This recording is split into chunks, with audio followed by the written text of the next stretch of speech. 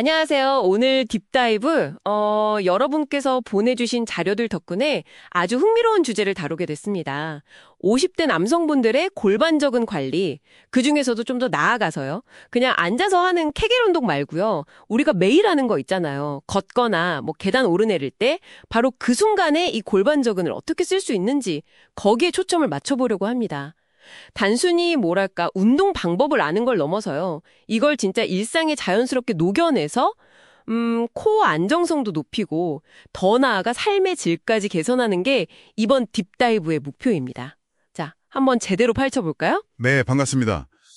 이게 50대에 접어들면 골반적은 기능이 단순히 소변 문제 이런 것뿐만이 아니라 몸 전체의 안정성을 딱 잡아주는데 정말 핵심적인 역할을 하거든요. 그래서 오늘 저희가 살펴볼 내용은 기본적인 그 정적인 케겔 운동은 이제 어느 정도 하실 수 있다는 가정하에 이걸 걷기나 계단 오르기 같은 실제 움직임, 동적인 상황에 적용하는 뭐랄까 약간 심화 단계, 실전 응용편이라고 보시면 됩니다. 아, 실전 응용편이요?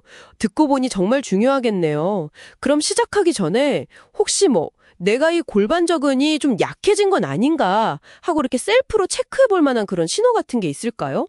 자료 보니까 변비가 잦거나 가스 조절이 좀 어렵다거나 아니면 소변을 봤는데도 영 개운치가 않다거나 심지어 웃거나 기침할 때 자기도 모르게 소변이나 가스가 살짝 새는 증상 이런 것도 있던데요? 정확히 보셨네요. 네, 맞습니다. 방금 말씀하신 그런 증상들이 있다면 내 골반적은이 좀 약해졌을 수 있겠구나, 관리가 필요하겠구나 하고 생각할 수 있는 중요한 단서라 됩니다. 자, 그럼 이제 본격적으로 어떻게 운동하는지 한번 들어가 보죠. 네, 좋습니다. 동적인 움직임으로 가기 전에 일단은 가만히 있는 상태에서 골반적은, 그러니까 PFM이라고 하죠. 이것만 딱 골라서 쓰는 법부터 제대로 알아야 한다고요. 이게 사실 해보니까 생각보다 어렵더라고요. 소변 참는 느낌? 아니면 그 항문이랑 고환 사이 근육을 몸 안쪽으로 살짝 이렇게 끌어올리는 느낌이라고 설명하던데 그 빨대 비유도 있었고요. 네, 맞아요. 그 느낌을 먼저 찾는 게 첫걸음입니다. 근데 여기서 진짜 중요한 핵심 포인트가 뭐냐면요. 복부나 엉덩이, 허벅지 같은 주변 근육들이 불필요하게 같이 힘을 쓰는 걸 막는 거예요. 흔히 보상작용이라고 부르는데 특히 배에만 힘을 꽉 준다거나 아니면 반대로 아래쪽으로 밀어내는 듯한 느낌은 절대 피해야 합니다. 그건 오히려 복압을 높여서 골반저에 부담을 줄 수 있거든요. 그래서 연습하실 때 손을 아랫배나 엉덩이 쪽에 살짝 대보세요. 힘이 들어가는지 안 들어가는지 체크하면서 하는 게 도움이 많이 됩니다. 아, 그냥 무작정 세게만 하는 게 아니었군요. 그럼 강도는 어느 정도로 또 얼마나 자제해야 이게 효과가 있을까요?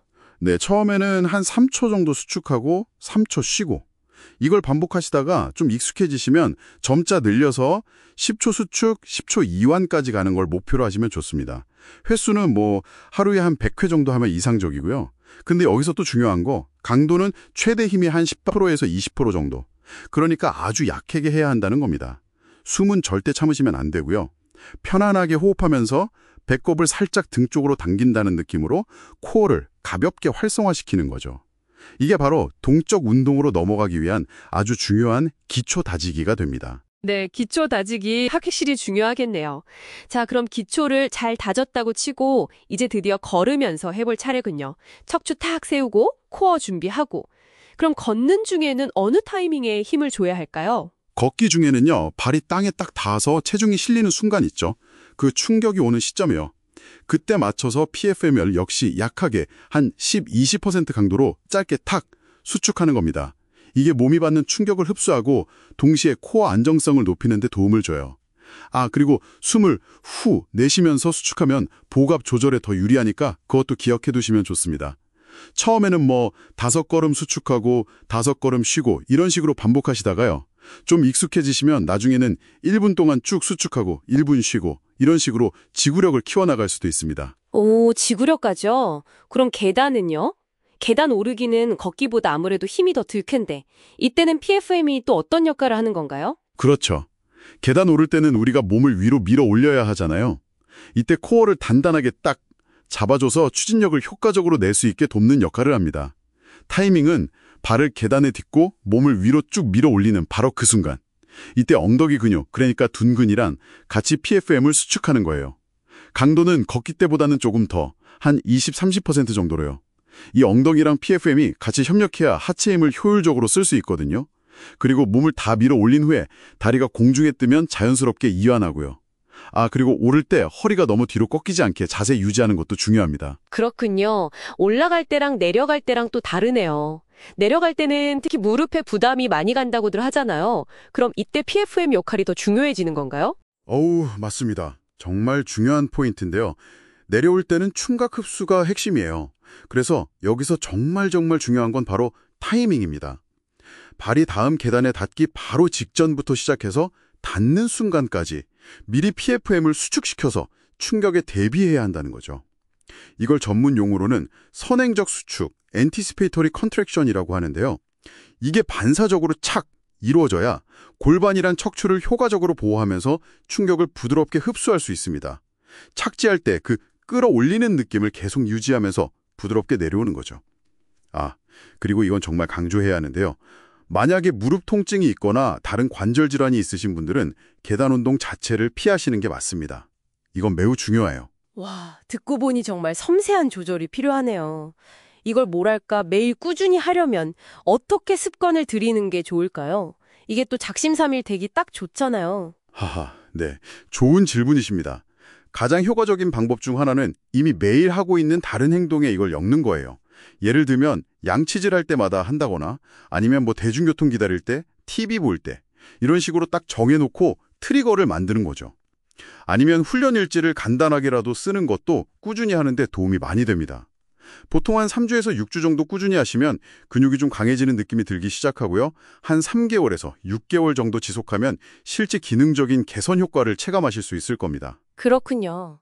혹시 이거 하면서 흔히 저지르기 쉬운 실수라든지 아니면 좀 주의해야 할 점 같은 게 있을까요? 네, 몇 가지 있습니다. 가장 흔한 실수는 너무 긴장하거나 숨을 참는 거, 그리고 너무 세게, 과도하게 수축하려고 하는 거예요. 아까도 말씀드렸지만 편안한 호흡이랑 낮은 강도, 그 10, 20%를 계속 기억하시는 게 중요합니다. 그리고 절대로 소변을 보시는 도중에 이걸 연습하시면 안 됩니다. 감염 위험이 있어요. 이건 정말 금지사항이고요. 또 혹시 전립선염 같은 걸로 방광자극 증상이 좀 심하신 분들은 이게 오히려 증상을 악화시킬 수도 있으니까 피하시는 게 좋습니다. 마지막으로 혼자서 아무리 해봐도 PFM을 정확히 딱 느끼기가 어렵거나 자꾸 배나 엉덩이에 힘이 들어가는 보상작용이 계속된다면 그럴 때는 전문가, 비뇨의학과 의사나 물리치료사 선생님의 도움을 받으시는 게 좋습니다. 네, 알겠습니다. 자, 오늘 내용을 한번 쫙 정리해보면 결국 걷거나 계단을 오르내릴 때 그냥 하는 게 아니라 이 골반저근을 딱 맞는 타이밍에 또 너무 세지 않게 적절한 강도로 그리고 중요한 건 다른 근육 친구들 도움 없이 얘만 딱 사용하는 게 동적 해결의 핵심이군요. 물론 꾸준함은 기본이고요. 네, 정확합니다. 이 동적 통합 훈련이라는 게 단순히 골반저근 하나만 튼튼하게 만드는 걸 넘어서요.